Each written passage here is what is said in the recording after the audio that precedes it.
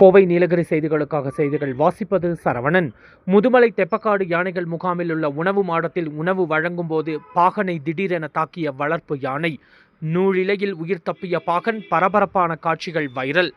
வளர்ப்பு யானைகளுக்கு உணவு வழங்கும் போது பாகன் மற்றும் காவடியை திடீரென தாக்கிய வளர்ப்பு யானை. நூழிலையில் உயிர் தப்பிய பாகனின் பரபரப்பான காட்சிகள். நீலகிரி மாவட்டம் கூடலூர் அருகே உள்ள முதுமலை தெப்பக்காடு யானைகள் வளர்ப்பு முகாமில் தினசரி காலை மற்றும் மாலை நேரங்களில் வளர்ப்பு யானைகளுக்கு உணவு வழங்குவது வழக்கம். இதனை காண ஏராளமான சுற்றுலா பயணிகள் ஆர்வம் காட்டுவார்கள். இந்நிலையில் நேற்று மாலை வழக்கம் போல் யானைகளை அதன் பாகன்கள் அழைத்து வந்து வரிசையில் நிற்க வைத்து உணவு வழங்க தயார்படுத்திய போது அங்கிருந்த யானை திடீரென பாகன் சுரேஷ் மற்றும் காவடியை தாக்கியது. இதில் நிலை குலைந்த பாகன் கீழே விழுந்து நூலிலையில் உயிர் தப்பினார்.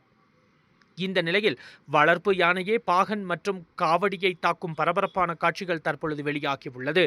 கோவை நீலகிரி செய்திகளுக்காக எமது சிறப்பு செய்தி ஆசிரியர் தமிழ் வெங்கடேசன்.